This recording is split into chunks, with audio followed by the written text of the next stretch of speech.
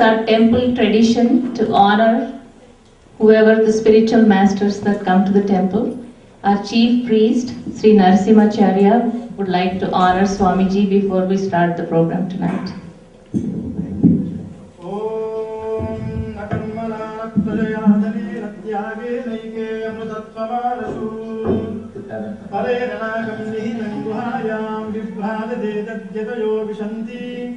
Vedanta Vijnana Chittardha Sannyasa Yoga Jataya Shuddha Sattva Te Brahmaloke Duparāntakāle Paramutta Parimucchanti Sarve Dakram Vipāvam Parameshvabhūtam Yat Pundarikam Puramadhya Saggustam Tatra Vidakram Gagaram Vishogam Tasmin Yadantas Tadupāsidavyam Yadvedādo Swarapropto Vedānteja Pratishthitah Tasya Prakriti Rasya Yakparasya Maheshvara.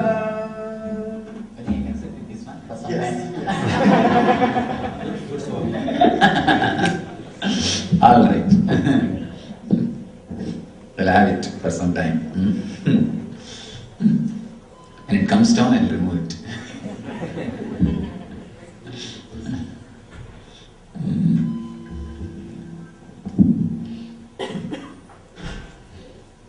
I welcome you all with my love and respects.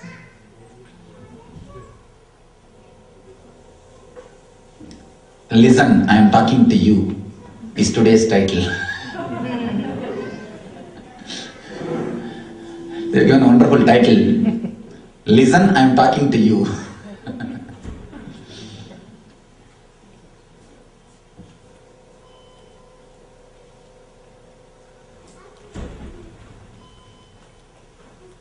In Vedanta,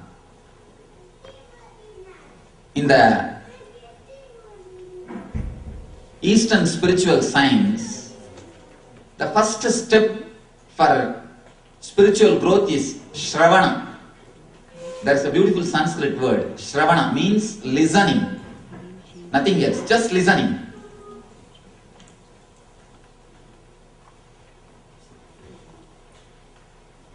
Actually, when I started reading few Vedantic scriptures, I started thinking, how could this be?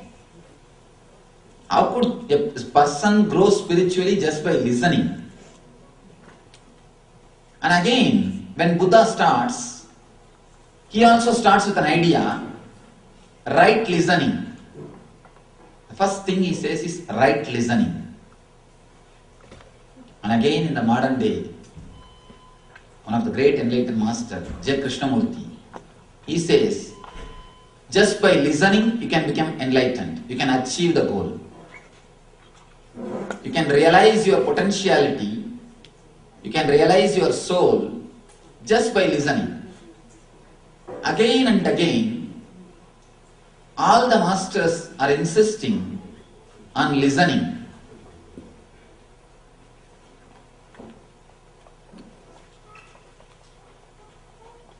Let me explain the idea Shravana.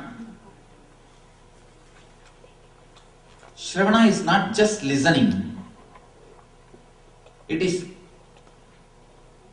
taking the whole thing.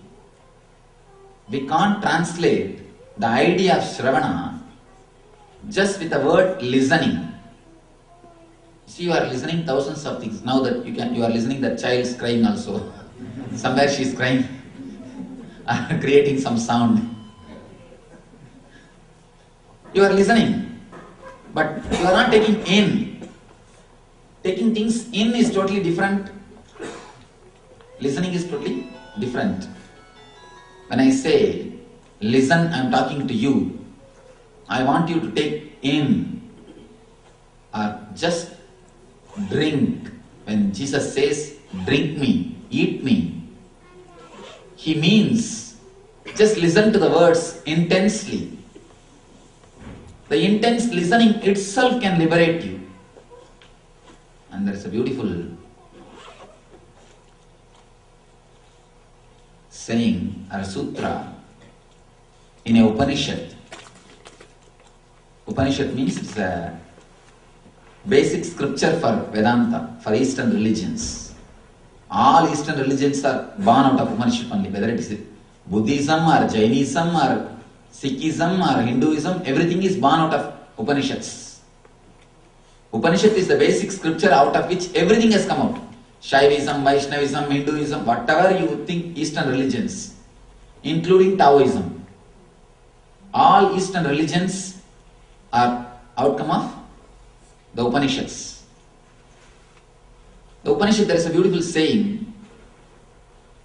The Guru says towards the disciple, that art thou, that art thou, that art thou, means Tattvamasi, Tattvamasi, Tattvamasi. You are that 9 times, and disciple becomes enlightened. That's all. Nothing else. Just right listening can do so much.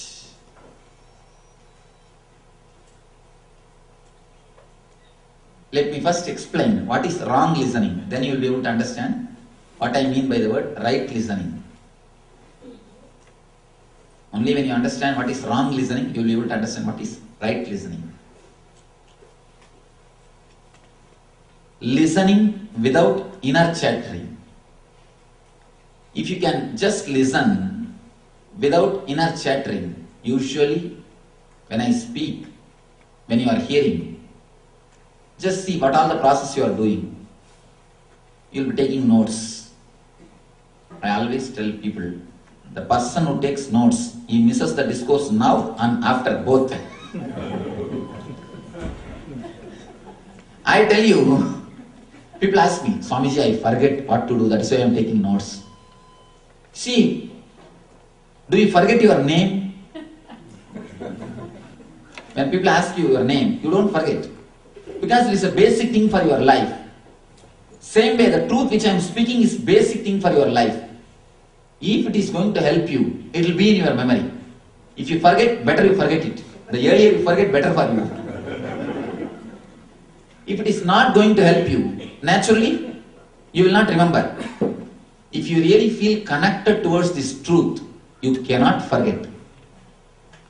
And all you need to do is how to make yourself feel connected with this truth, that's all. If you don't feel connected, even if you take notes, please be very clear, it is not going to help you. And I have seen people continuously taking notes. And then it will be lying there in their house. When they shift home or when they clean their house, it will be there. Oh, they will take it and dust it and see. Oh, from India one young Swami came, all that notes. Put it in the dustbin, that's all. You will spend all your time taking notes just to put it in the dustbin. That is what usually things happen only in this way. First thing, if it is truth, if at all it is going to help you, never bother about taking notes. Simply it will penetrate your being. It will penetrate your being. The truth has got such a power, so much of effect. It can heal you and transform you. You don't need to remember it. That will remember you. Satya means which you don't need to remember, which is. See, the moment you try to remember, please be very clear, it is not truth. For example, do you try to remember, do you take notes how to sit on a chair? No. You know it, how the chair will be and how you are supposed to sit. It is a truth for you. So anything becomes truth. You don't have to take notes to remember it. Try only to feel connected to what I say. Never try to take notes. When you try to take notes, you miss the present for the sake of future. And one more thing.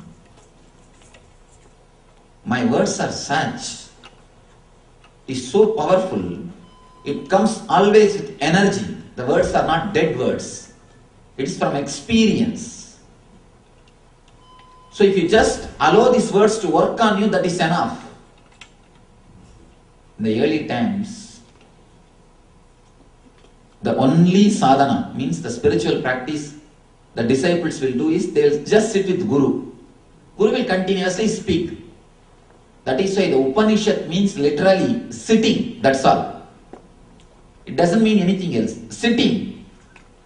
Upanishad means the literal translation of that Sanskrit word is sitting. The disciples are just supposed to sit in the presence of the master and he will continuously speak. That's all. You don't need to do anything because the words have got so much power. The words of the master is words from experience, words from enlightenment. It has got power. You don't need to do anything. Just the words will do everything. It's almost like an operation. Master sits, disciples are sitting. Just the words, the whole personality, our whole mental setup of disciple is rearranged and organized, elevated to the different consciousness, to the different level. Simple words of the master is more than enough. It can do miracles on your being. All you need to do is just sit with a relaxed mind. Never even bother that you should be able to remember all these things. The moment you start thinking, I should remember all these things, you have created pressure in you. Over. The stress, the pressure, that is enough, you will forget everything. The moment you create the pressure, I should remember you, or the moment you create the pressure, you should remember whatever is said, whatever is explained here. Only your conscious mind will listen to me. Your being will never listen to me. Never create that pressure. Just sit in a very playful way. Think, if at all I understand. Otherwise it's okay. When you sit and chat with your friend, do you think, oh, I should take notes, I should not forget all these things? No. You don't take notes. You don't think that I should remember everything. No. You sit in a very casual way, but you never forget the words of your friends. Why? You feel connected. The words go into your being. See, you never take notes. You never sit with attention. I should remember all the words, whatever he says. You never sit. There is no intention. But all the words uttered by your friends, you simply remember. Because there is no pressure. Again, now I tell you, don't create pressure in your being. Don't create pressure in your being. Don't think you should remember all these words later on. Don't think you should take notes. Don't think I am giving you some knowledge. Actually, if you have a little bit of intelligence, you will be able to understand every day I am speaking the same thing. I tell you, I am telling the open business secret. I am speaking the same thing. Just I am playing with words, that's all. Nothing else. I can't speak anything else. There is nothing else to be told. All I can say is only one or two things. Just be beyond mind. Be beyond thoughts. These are the one or two things I can say. I tell the same thing in a different way. People think there are so many books, oh Swamiji has spoken so many things. It is not true.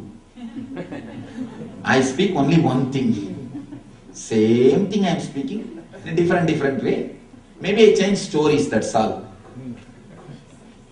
I change my jokes, that's all. Otherwise, truth is same.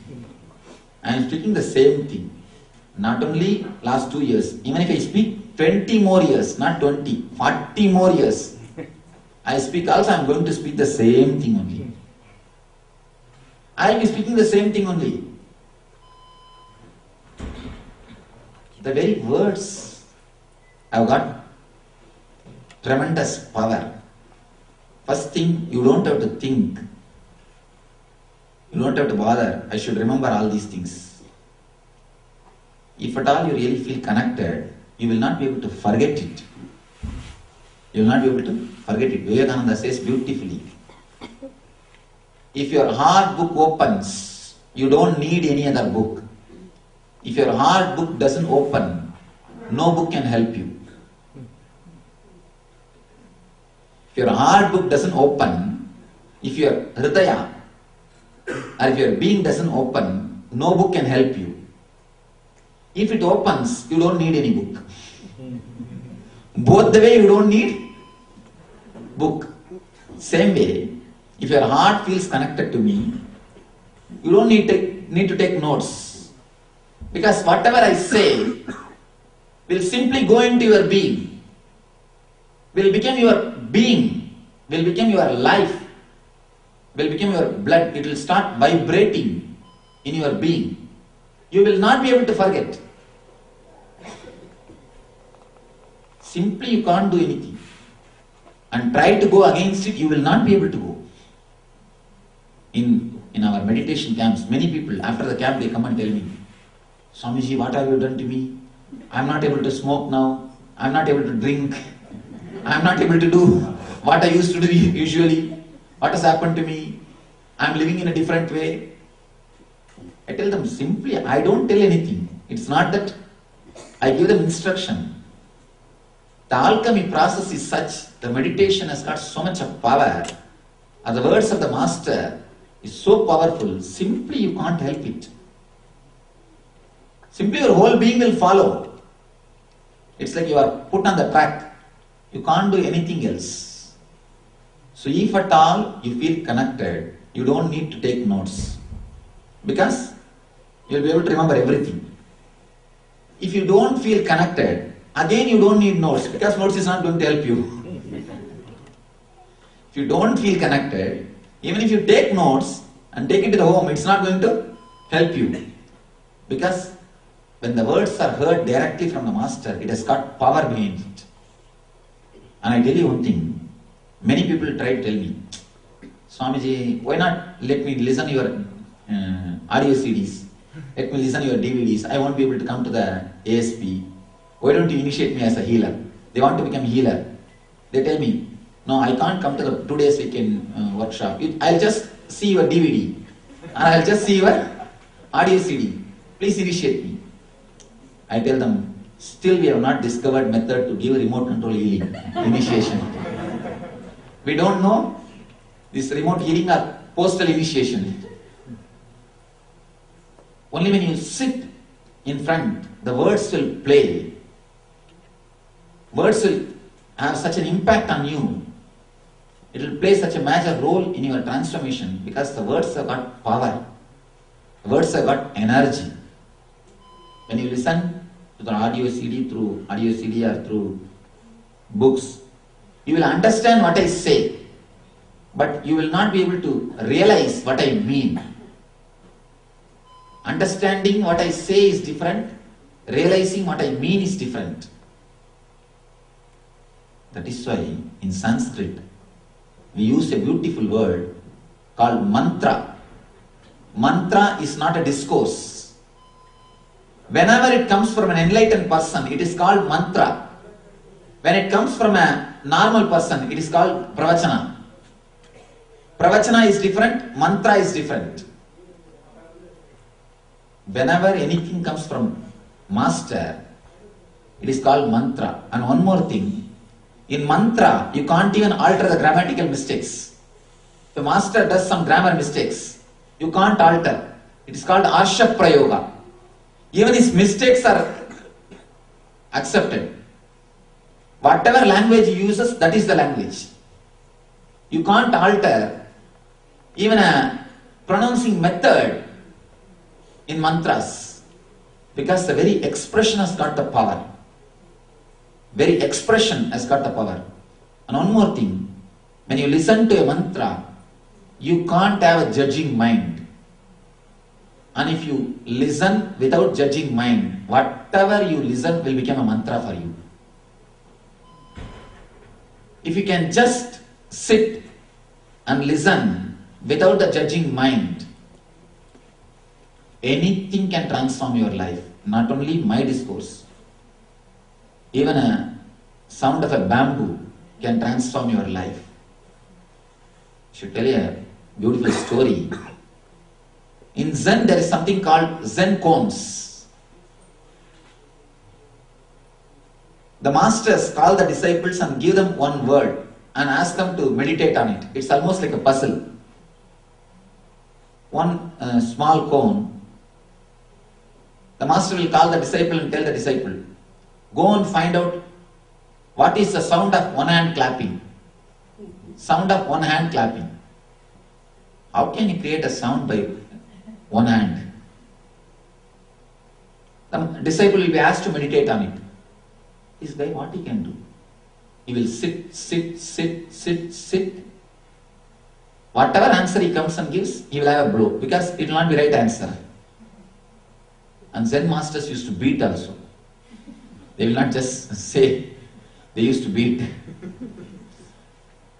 And whatever they come and say, the disciple comes and says, it will be wrong. Once a disciple was fed up. Finally he comes and says, Master, I don't know what is sound of one hand clapping, but now I know one thing. Because I am sitting in this forest for so many years, now I started speaking with the trees. Trees have started relating with me. I am able to hear their moods or their feelings. I am able to just feel their experiences. I don't know what is happening to me. The master says, you got it. This is what? The sound of one hand clapping. Means actually it is a technique to put you into the silence. Usually when you hear something, you will be so restless. You will always try to judge the whole thing. You will continuously try to judge things. You will be continuously judging. Judging. That's all. It's like you will be downholing everything. In the post offices, they will have a box. There will be so many small boxes in that big box. And every small box will have one city's name on it. San Francisco, LA, San Jose, Oklahoma. They will read the letter address and they will put the letters in that box so that they can pack it. The sorting will be done. Same way, in your mind also, you will be continuously downholing my words.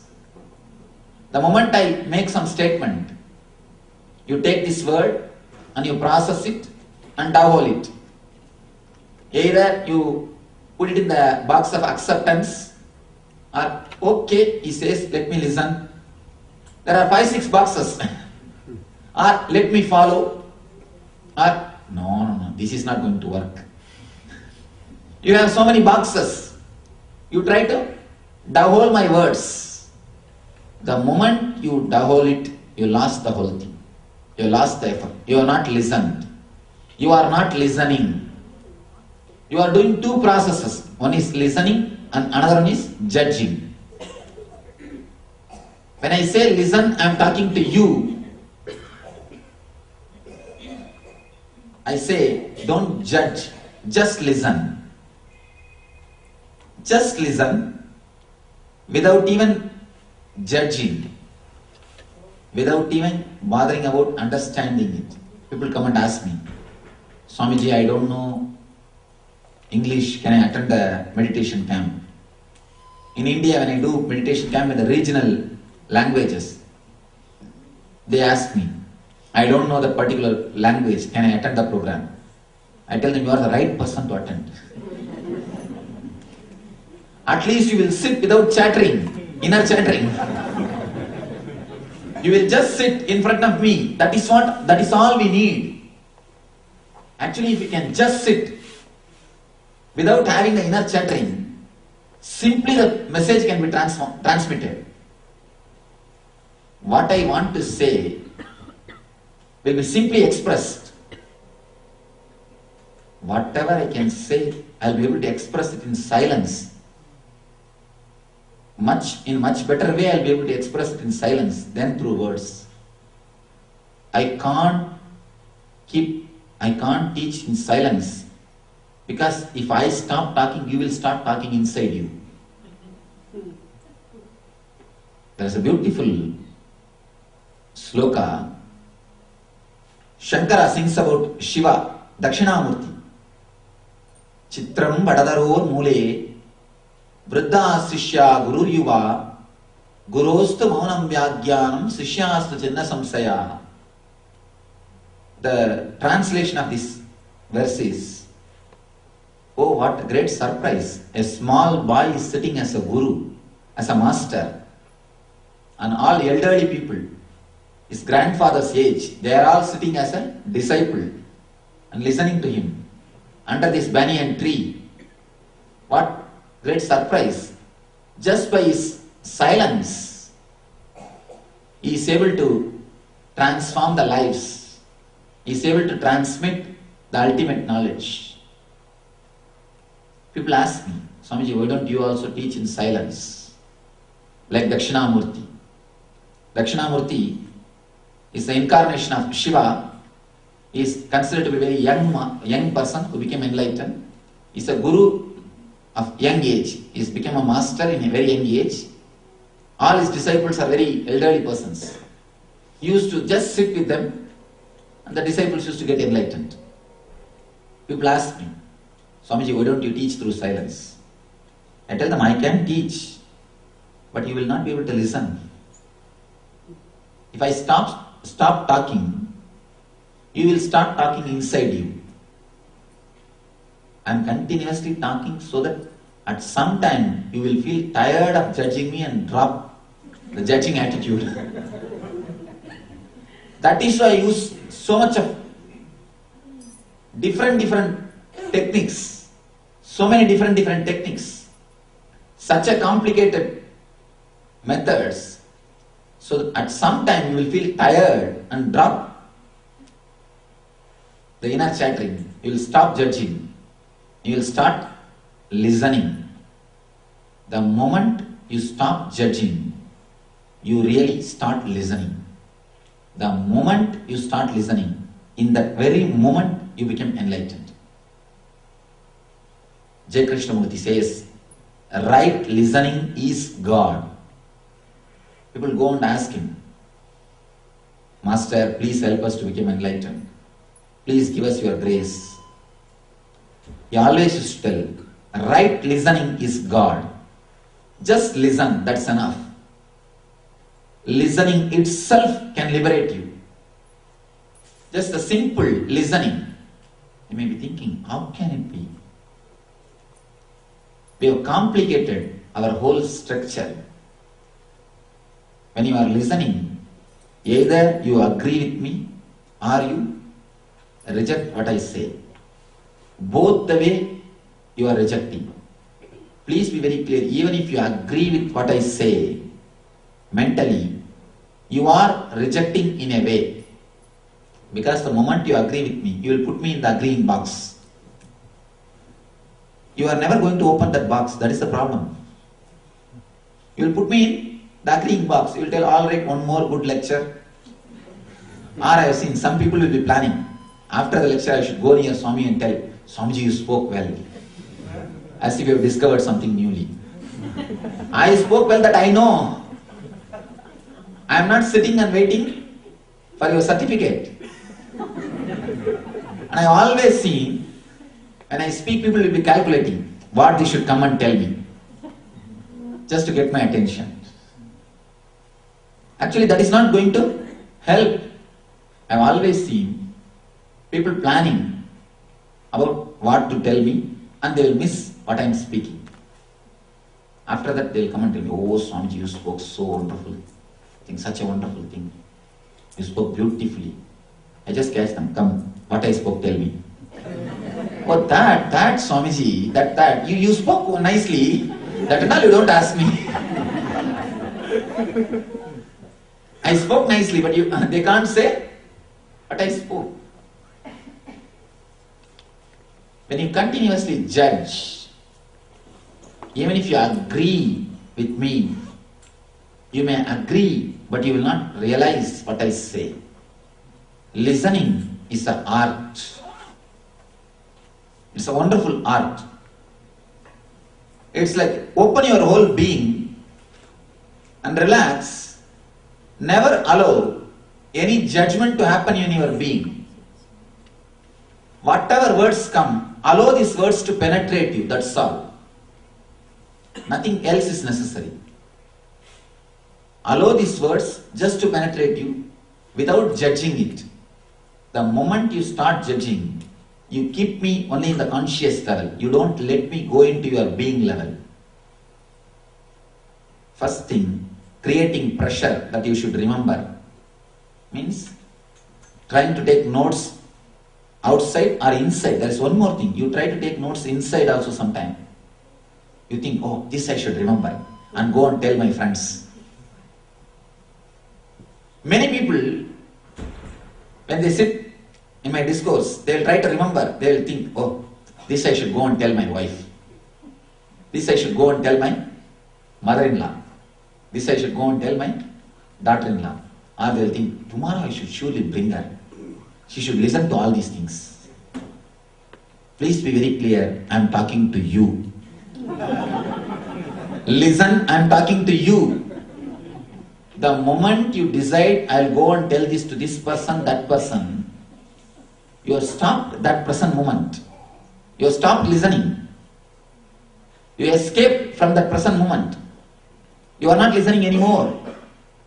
My words are not going to touch you anymore because you are already preparing for tomorrow's discourse, for your discourse. You are already preparing for your tomorrow's discourse. Please be very clear. Don't prepare your dialogues or don't prepare for your sermon from my discourse. Sermon in the house. That is what continuously all of us are doing. One person came and started weeping in front of me. Swamiji, I am suffering. Please give me some solution. My wife is torturing me. I asked him, what's your profession? He said, I am a doctor. What she is doing? She is BABL. BABL means lawyer in India. In India, lawyer. I asked him, she doesn't go to court? He said, no Swamiji, she argues in the house itself. She argues in the house itself.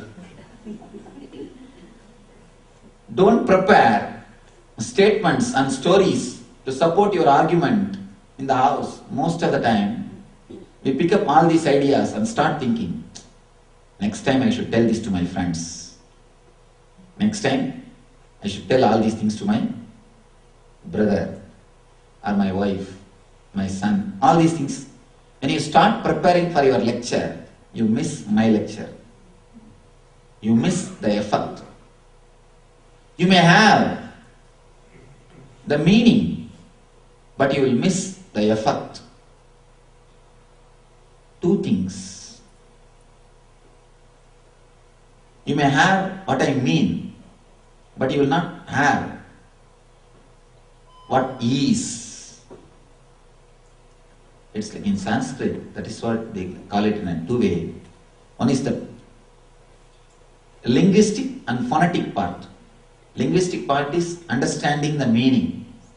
Phonetic part is the very vibration. With Master's words, the very vibration is living. If you can just listen to those vibrations without bothering about understanding, without even bothering about judging, you will be able to penetrate into the core of my message. People ask me, Swamiji, do you mean to say that we should not understand what you say? I tell you, even if you try, you can't understand. This is the truth. You may think that you understood, that's all. We may think we understood, but we can never understand. Because my dictionary is different, your dictionary is different. When I say the word soul, if you go and refer the Oxford Dictionary, you can never have the meaning in which I expressed. When I say the word God, it's a living energy for me. When you use the word God, it is just an idea. It is only an idea. If you understand this one story, it will be really nice. In one of his discourses, Vivekananda says, Ramakrishna is an incarnation, God himself. Some of Ramakrishna's disciples, they asked Vivekananda, how can you say that? We are also his disciples. You can say he's an enlightened man, but how can you say he's a God himself? There is too much. This is too much. Usually these masters, the older they are, the more respect they receive. And if they are died long ago, they receive more respect. When they are living, they are never respected. When they are living, you can see all the masters' life. They are stoned, crucified, murdered, everything. The moment they are gone, people will start worshipping. As long as they are there, they will become only trouble. The moment they are gone, they will be given all the puja. That is a beautiful saying. The grandfather, as long as he is alive, he will be staying outside in the outhouse. The moment he dies, his photograph will be there in the main hall. As long as he is alive, he will be there in the outhouse. The moment he dies, his photograph will be there in the main hall. He can come into the house only as a photograph. Same way with the masters also. When they are gone, we start respecting them. As long as they are there, we take them for granted. So, these guys, they say, no. How can he be God? You can say he's an enlightened person. We can't say he's a God. Then Vivekananda asked them, what do you know by the word God? What do you know by the word God? He asks. The disciple replies, God means omnipresent, omniscient, omnipotent. Vivekananda asks, what do you mean by the word omnipotent? Means he can do everything. He can do anything. What do you mean by the word omnipresent? He is everywhere. Everywhere means what? He is in this pillar, he is in this person, he is in this chair, he is everywhere. He is in this pillar means the pillar and he are two different things are same. He started arguing. Vivekananda started arguing. The disciple slowly backed out. No, that much and all I don't know. I just know God means omnipresent, omnipotent, omniscient. Then Vivekananda makes a beautiful statement. All your idea about God is your idea about God. It is not God itself. Ramakrishna is far higher, superior than all your ideas about God. He says beautifully, whatever idea you have about God is just an idea. Your idea is far more higher than all your ideas, is just beyond your mind. With this one story, you can understand, whatever you know is just words. If I say a few words, you will try to understand those words with the words which you already know. You learn some words in the schools, in the universities, in the colleges. If I speak something, you will try to refer those words quick way and you will make a meaning out of those understandings. You will make meaning for my words from your dictionary. Words are mine, dictionary is yours. That is where the problem starts. You think you understand, but I tell you, the spiritual truths can neither be uttered nor understood.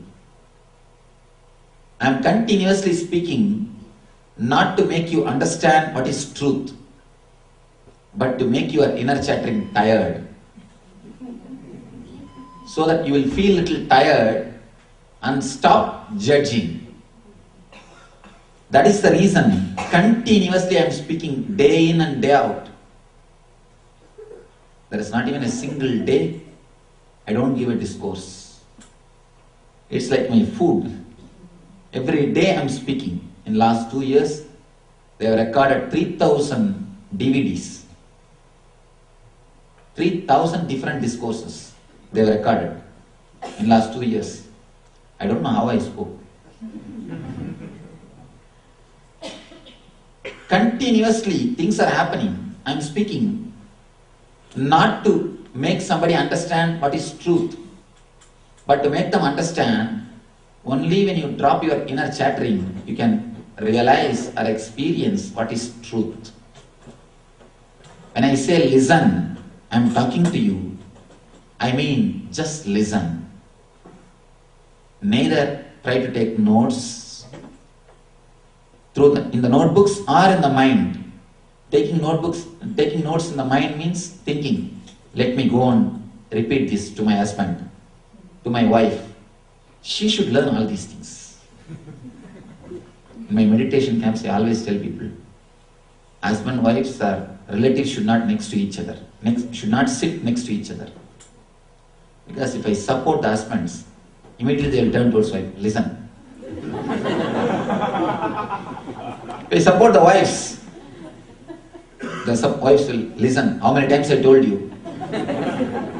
And Swami says only you will understand. I will be speaking and there another one, commentary will be going on. Actually, nobody thinks I am speaking to them. People always pass my words. Passing the buck. People always think what Swami says is truth, but I am not so bad. What he says, something applies to me, but not everything. Maybe the other things he is speaking for the next person. That is the problem when we give the common discourses, the public lectures. Everybody thinks, oh, this is not for me, this is for that person. As long as I don't touch your ego, I massage your ego, you take all those words as said to you. You think, oh, this is for me, this is for me, this is for me. The moment I touch your ego, the moment I touch where you have your investments, you start telling, no, this is not for me. I think this is for the next person. I think this is for that person, not for me. We just escape if something is directly addressed to our being. And be very clear, if you feel that some words are not for you, that is specially for you. Straight away to you. Don't try to pass the buck to the next person. And everybody passes the buck to the next person. Finally, only chairs listen to me. That is what happens. Finally, only chairs get enlightened. Only chairs and the tables get enlightened. Because everybody thinks, oh, this is for that person. This is for that person. This is for that person. Finally, it reaches only the chairs and carpets. It never reaches any living beings. First thing, don't think this is for somebody. And don't prepare to repeat this to somebody else. And one more thing. If you repeat even the same words without even changing a comma or a full stop, if you repeat exactly the same thing to somebody without you experiencing it, you will be harming that person. Please be very clear. What you say is not important. From which level of consciousness you say is important. What you say is not important. From which level of consciousness you say is important. And what you hear is not important. With which level of consciousness you hear is important. If you just hear in a plain way, you will create only conscience. Means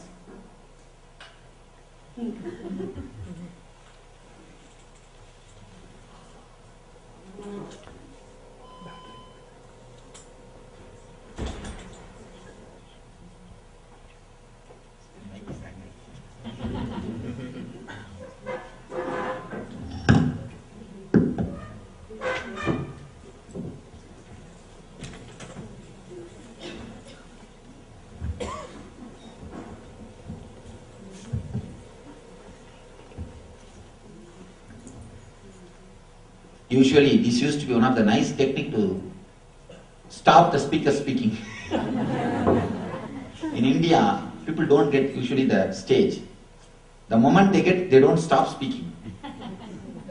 So the mic operator will switch off the mic so that the person who is speaking will understand he is supposed to stop speaking or end the session. I think I have time. One small story. One guy, a political speaker. The political speakers, the moment they get the mic, they don't stop. Continuously. In India, I don't know about in this country. In this country, no political meetings are allowed. I don't see any meeting. In India, there is a custom called political meeting. Every street corner, there will be a group of people sitting on the stage. The beauty is nobody will be there to listen. These guys will just have a mic and fire.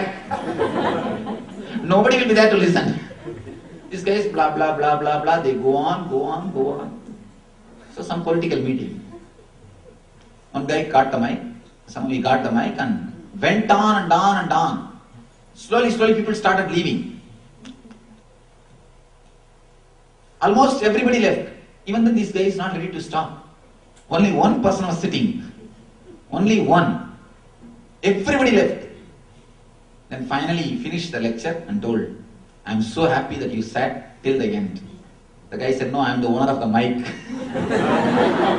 I am owner of the mic, I have to take all my materials. Even that is not important thing. The next thing, the speaker, he apologized. "Oh, sorry.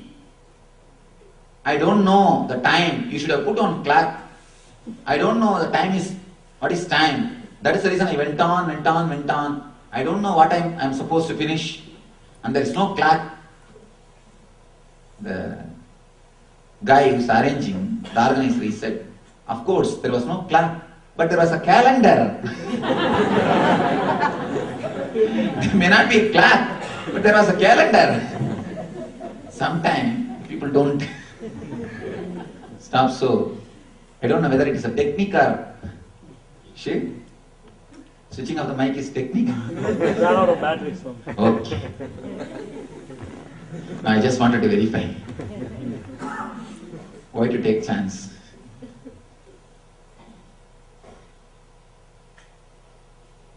Intensely listening itself can transform the whole life. Just intense listening without judging, without calculating, or without planning to go and repeat. As I was telling you, the people always try, it is for next person. When I touch the ego, whenever I touch some part of your being which you can't accept, immediately you pass the buck to next person. You protect yourself by thinking this is not for me. But I tell you, every word is straight away for you. Listen, I am talking to you, not for somebody else. And one more thing, the power of intense listening. The power of intense listening. You don't even need to understand when you listen the Master's words. When you listen the Master's words, you don't need to understand in a linguistic way. Just listen those vibrations in a phonetic way, that's enough.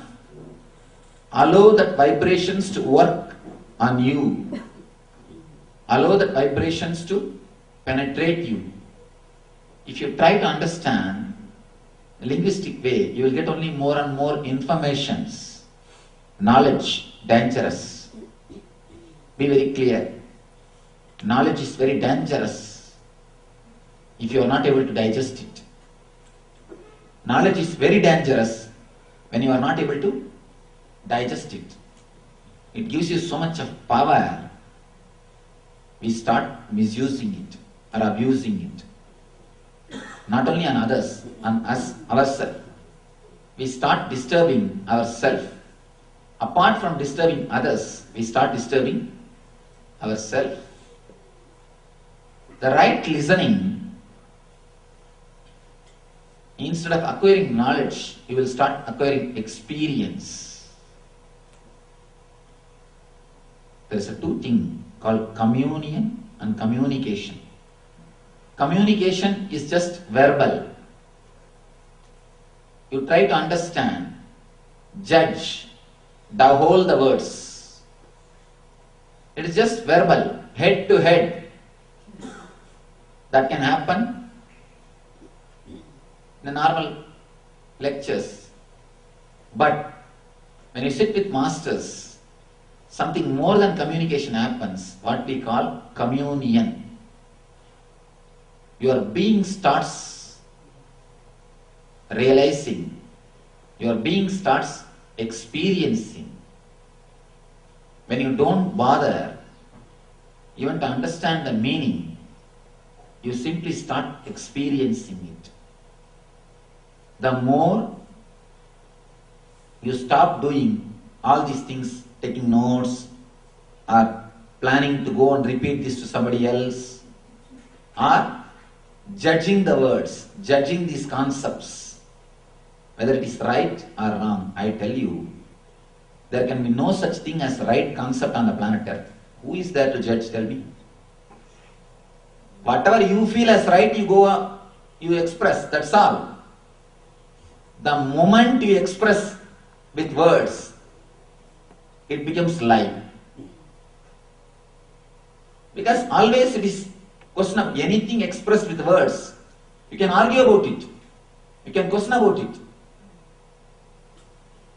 You can play with words both the sides. For example, if I say God is there, you can always argue from the other side. God is not there. If I say there is no God, again you can take the other side and start arguing. Actually, in those days in India, debates used to happen. Shankara went and debated with Mandana Mishra. Later on, the Buddhist scholars have started debating with Shankarites. Each person debates with other masters. People ask me, sometimes Advaita wins, sometimes Buddhism wins, sometimes Ramanujas, they win. Swamiji, then which is the real philosophy? I tell them, we can't say some philosophy is real or truth just because somebody has won. We can only say the person who won the debate is more articulate about that, that's all. He is more capable, that's all. It's just because he is capable, he won. But just by arguing or winning, we can't say something is truth. Truth is beyond argument. The moment you express it with words, it becomes lie. Then people ask, why are you continuously trying to express with words, Swamiji? Again and again I am trying to express through words, so that again and again I am speaking, so that you will stop speaking. You will become silent. I am using all possible words so that you will stop using words. Really, you can have the ultimate benefit of listening to a master when you listen with your whole being. It's like 3 levels of listening. One is listening with the head, just intellectually analyzing continuously. What he says is right or wrong, what is going on, what he is trying to tell. All these things. Intellectually analyzing. The more you analyze, more you will be confused. That's all. Day before yesterday, some devotee, she came and told me, Swamiji, after the NSP, I am totally confused. I said, that is true. That's good. Means you are growing. You are really listening. If you just try to listen and try to use your dictionary, you will be totally confused. Because my dictionary is different and your dictionary is Different. When I use the word God, I mean it is a solid experience. When you hear the word God, it is only a concept for you. It's only a concept for you. So my words and your dictionary is not going to match. First thing, an intellectual listening, you will be only in a confusion. Next, listening with heart, listening through heart. It's like a little sympathy. You have little sympathy for my words. You say, all right, after all he is speaking, let me try to listen and practice. When you think that you should practice a little bit of sympathy with these words, again you miss. You may have a little bit of morals in your life. You may start planning, oh, I should do this, I should not do this, I should live like this. That's all. You will plan, but you will never execute. Be very clear. You will never execute. Your mind, your planning doesn't have so much of power to execute. If you can execute, you would have done long before. You don't need to listen to me. If you can execute, you would have done it long ago. Even that is not going to help you. Listening with your whole being is what I call pure listening. When you do the pure listening beyond your intellect, beyond your emotional level, the whole thing just gets recorded in your being level. The light is transmitted. What has to be transmitted will be transmitted. What really should happen will happen. Raman Maharshi says, if you can just keep quiet, that is enough. Whatever has to happen will happen. But that just keeping quiet is so simple, we can't do that. We can do anything which is complicated. Anything which is very complicated, very difficult, we can do because it gives ego fulfillment. It gives ego fulfillment. In India, they go around the temple 1008 times per day. There are some rituals they do. 1008 times they will go around the temple. In Tirupati also they will do the Anga Pradakshina, means they will roll on the ground. All over the temple they will roll on the ground. All those things are very easy to do. Please be very clear. Very easy to do because it gives you ego satisfaction. It gives you an idea that you have done something.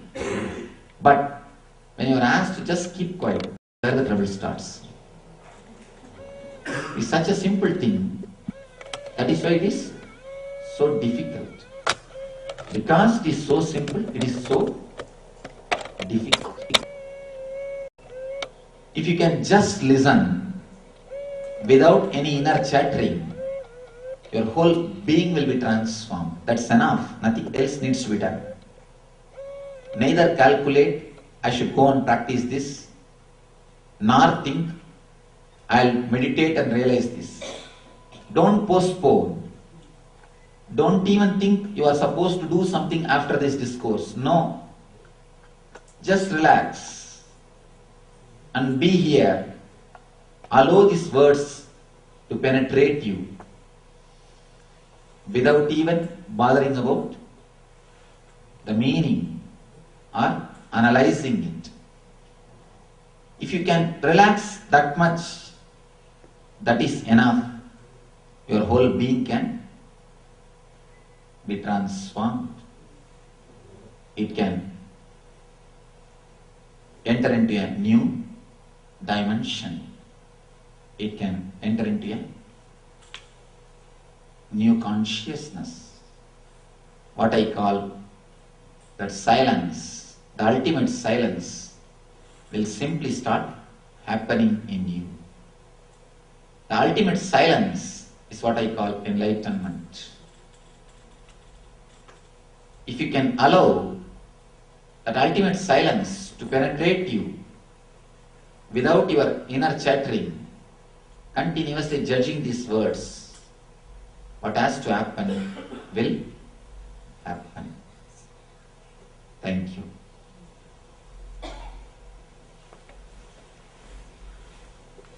Your questions?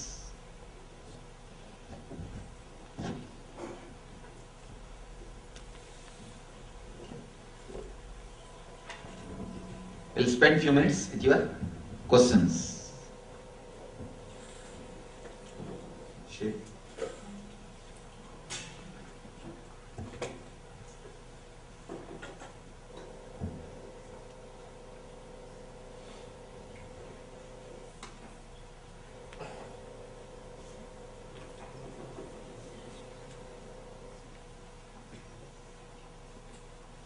Yes.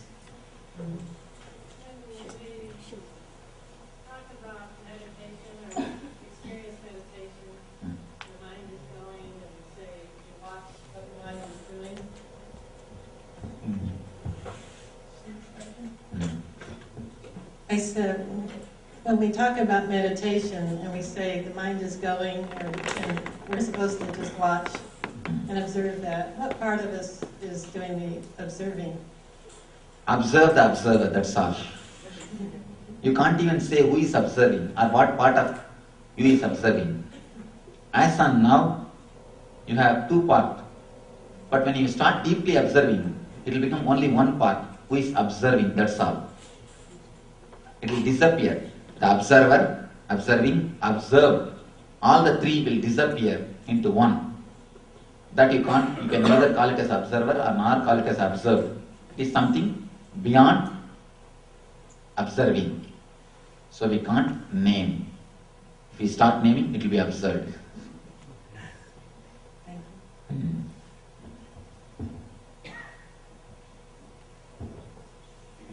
Get the questions which is there already.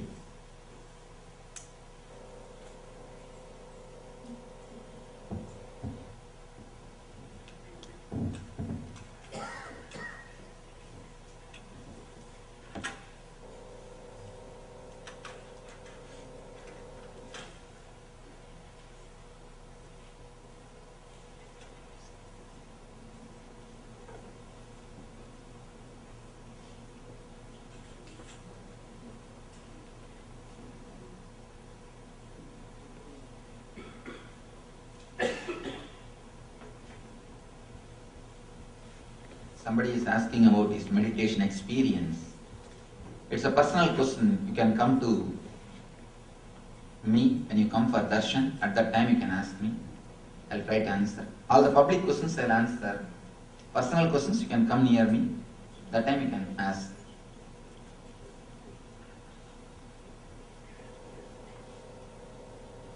Do you believe God is the essence of everything and the essence of nothing? I don't believe, I know it because it's my experience. Belief is superficial. Experiencing is much more deeper. So, God is the essence of everything and essence of nothing. It's my experience. It is not just a belief. So whether you believe it or not, that is the truth.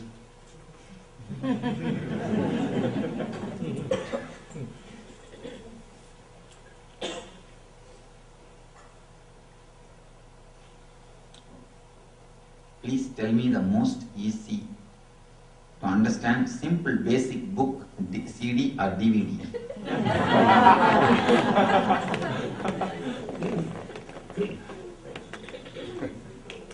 You can say that meditation is for you, that book. That book can be the most simple.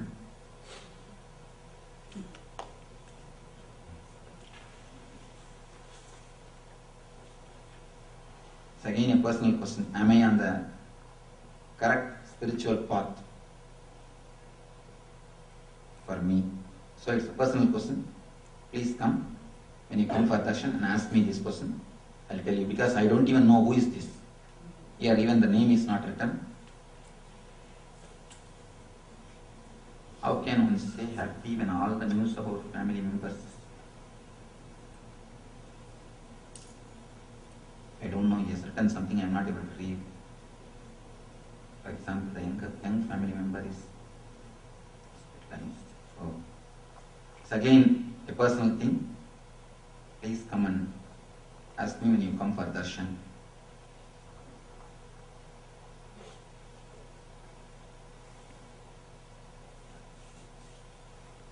When detaching ourselves from the emotions, how can we not become indifferent and continue to be happy?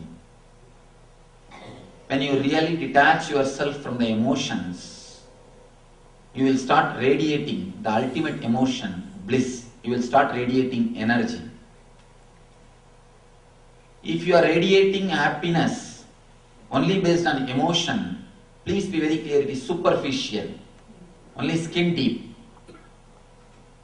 Only when your joy or happiness is based on silence, based on the detachment, it is bliss and it will radiate forever.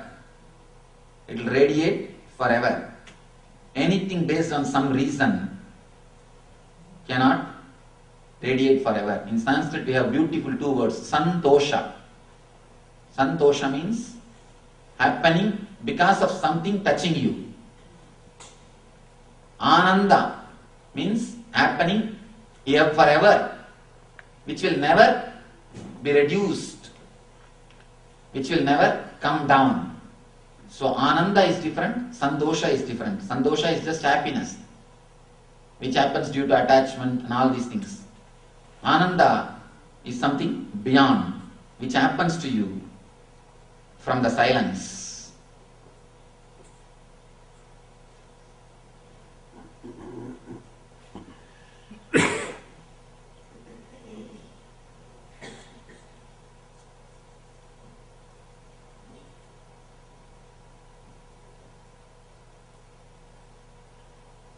Does the intention with which a deed is done creates a karma? Is it possible to live karma free by not being attached to the action or intention of the deed done? If you are just detached from the intention, that is enough. You can't stop the karma. You can't stop doing action. That will be there always. But you can drop the attachment with intention. You will be karma free. You will be a vimukta.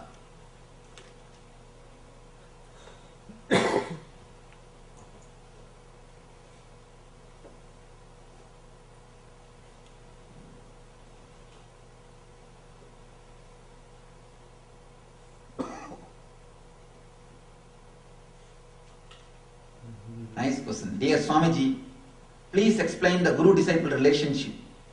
What are we supposed to do? What are you supposed to do? Let you also be in silence. Allow me to be in silence. That's all. Nothing else needs to be done. Just relax and allow me to relax. Nothing else needs to be done. That is what I am saying the last 1 hour. Because you can't be in silence, I have to talk. If you can be in silence, we can just sit, and just sitting next to each other is such a wonderful thing. Actually, I tell you, if you can't experience the just sitting, if you don't know something called just sitting, you are missing one of your dimensions. It's like for example, somebody is born blind. Can you explain to him what he is missing? You can't. He is missing one of his dimension, one dimension of his being. Same way, if you can't know, if you don't know that just sitting, if you can't do that just sitting, you are missing one dimension of your being. It is such an ecstasy. It is such a wonderful thing. If you can learn that one trick, just sitting, you are liberated from all bondages of the world. Neither depression can touch you, nor any attachment can bind you, or any bondages. Nothing can disturb you. If you just learn that one single technique of just sitting. So all we need to do is somehow learn that technique of just sitting, so that I can also Just sit. Only this will work. I don't really know how to talk to you, but talk to you in person. Mostly because I'm a big chicken. When you become big, you can't be a chicken. See, when you become big, naturally you are, what do you call hen? What's the other word you use? Surely you can't be a chicken. So, I really know you don't bite, but when you know I don't bite, then why should you be afraid?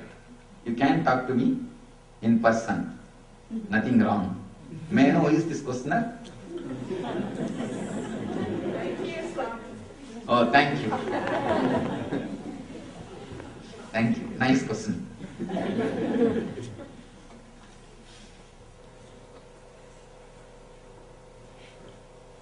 Can meditation release toxins stored in the body? Yes.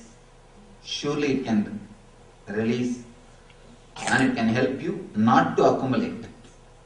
Both the way, it will help you. How long would it take? That's the problem. It is based on your intensity. I can say, surely not more than 15 days.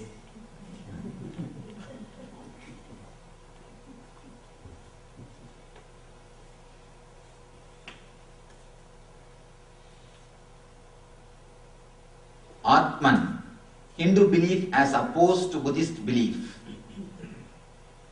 Here is a nice question. About Atman, Hindu belief and the Buddhist belief, are they opposed to each other? I tell you again the dictionary problem only, nothing else. When Shankara says Atman, what he means, the same thing when Buddha says there is no Atman. He means that both of them mean the same thing, using the different words. When Shankara says Atma, what he means, the state or the energy. The same thing only when Buddha says Shunya, he means. So the Shankara's Atman and Buddha's Shunya, both are one and the same. The same experience, two different words, just copyright problem, nothing else. That is what I tell you, the honest truth. Copyright problem. This guy wants to have their own word. And they don't want alo, they don't want that old word. They should give something new now. So in America I saw the yoga has thousands of names. Poor guy Patanjali, anyhow he passed away. What all yogas? Gym yoga. And so many names. I was shocked. I read in one yoga journal, Super Deluxe Kundalini Yoga. Really, I tell you. Super Deluxe Kundalini Yoga. I was shocked.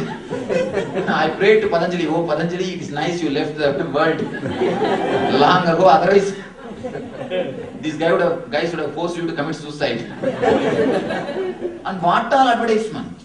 Super Deluxe Kundalini Yoga.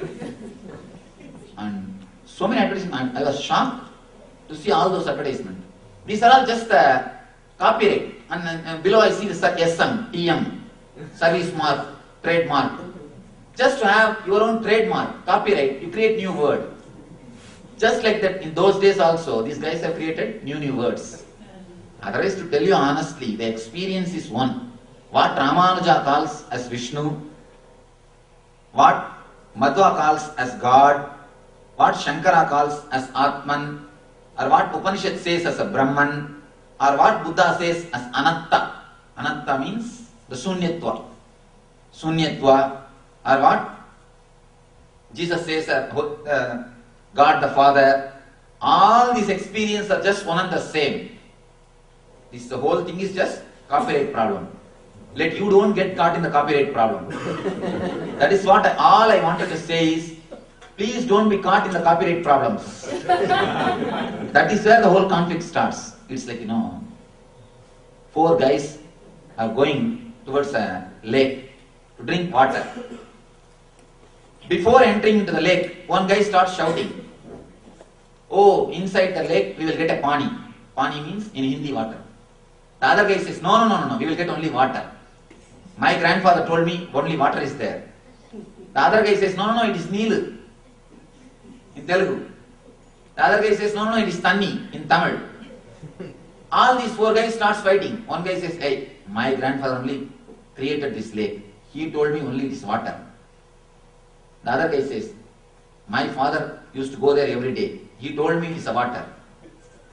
Each one starts fighting without even entering into the lake. The border itself, all the four of them, they started fighting. It went to the level. Each one has started fighting with each other. Finally, all the four died, killing each other without drinking the water. That's all. If they had a little bit of patience to look in, just to peep in, and let us see, let all four of us, let us go and just see what is there. If they had that much of patience, all the four would have understood what they are saying is the same thing. They are only using four different words, but the thing is only one and the same. But these people don't have that much of patience. These people wanted to prove each one's theory. It is not even the sincerity towards the experience. It is sincerity towards your ego. That is what creates conflict.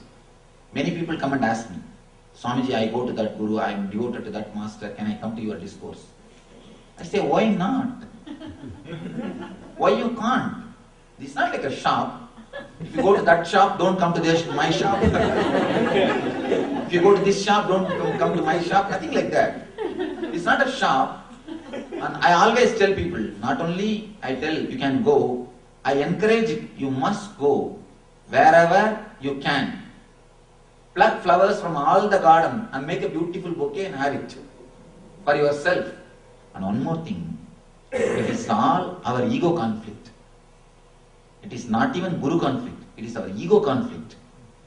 We guys, we always want some preference. And we wanted to have some special place in everything. We just wanted to show that we are great seeker. That is the reason we create conflicts. Honestly, to tell you, if our ego is such, even if 1,000 masters beat also, it will not die. So how do you think it will die by one master? So go around and have 1,000 blows so that there is a chance for it to die. Never try to escape by telling, no, I follow this guru, how can I follow that guru? I follow this, how can I do that? You don't have to create any conflict at all. The people who create conflict, they don't want to do anything properly. Only they create conflict. So, whether it is a Hindu belief or Buddhist belief, whatever may be their belief, the experience is one. Just the different names, different trademarks. That's all. But I tell you one thing, never be caught in these trademark things. If you are caught in these trademark problems, you will be lost. You will be totally lost. Never lose yourself among their business, in their business.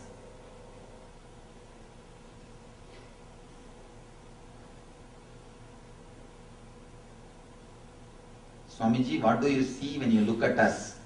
Example, physical appearance, our hearts, our auras. May I know who is this questioner? Nancy Swami. Oh. If I tell you what I see, will you sit here?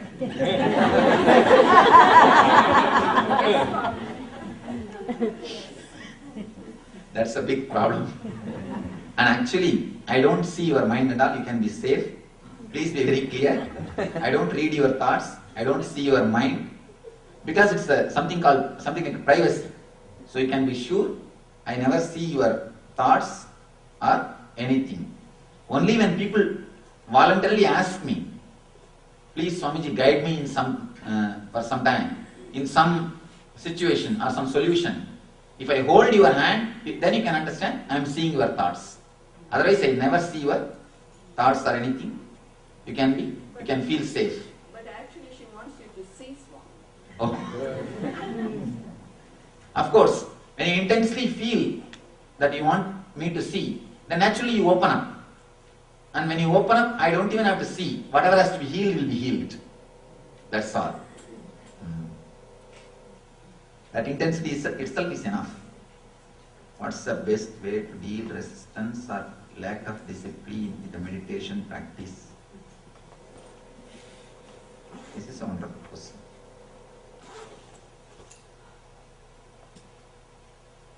Try only to infuse interest. Never try to create a discipline. If you create a discipline and make it as a ritual, I tell you, you will never be able to experience what I call enlightenment or the silence or the bliss. I have seen many people doing things as a ritual. Once you start doing rituals, that's all, you are gone. See, do it out of your deep interest. Only create interest in you. Just try to create interest. Don't do it as it's a dead ritual. I have seen people doing Vishnu Sahasranama in the house. They will start Vishnu Vashatkara Bodha Vapipat Prabhu. After 2-3 minutes, they will start seeing the number. Whether it is 300 running or 400 running or 500 running. By mistake, if they move 2-3 papers, they will be very happy. Honestly, tell me, how many of you have the habit of reading like this Sahasranama or some mantras? Tell me, do you see it or not? Actually, when you make it as ritual, where no other way, we will do. So before making it as a discipline, create interest. Try to work to create interest instead of creating a discipline. How much interest is there, that much automatically you will do. All you need to do is try to create interest. Don't try to create discipline. The more you create interest, you don't even have to repeat. Continuously you'll be feeling that Viswam Vishnu Vashatka. You will start feeling that experience. Create a deep interest and devotion in you. That's what will guide. Is bliss really love? It is something deeper than love. For love you need two persons. Person who gives, person who receives. For bliss you don't need to have two persons. Just you will be radiating. If somebody is there, you will express it towards them. If there is nobody, you will be just radiating. The bliss is such, it doesn't need two persons. For love you always need two persons. If the other person is not there, you will not be able to love. That is why with love, always there is a need for other person exists. The moment you start loving, you start becoming possessive. You need the other person to love. Possessiveness is byproduct of love. With bliss, you just radiate. You don't possess. Bliss, you don't need two persons. Thank you. I pray to the ultimate energy, the divine. Let it make us all understand this ultimate silence and give us the experience of eternal bliss, Nityananda. Thank you.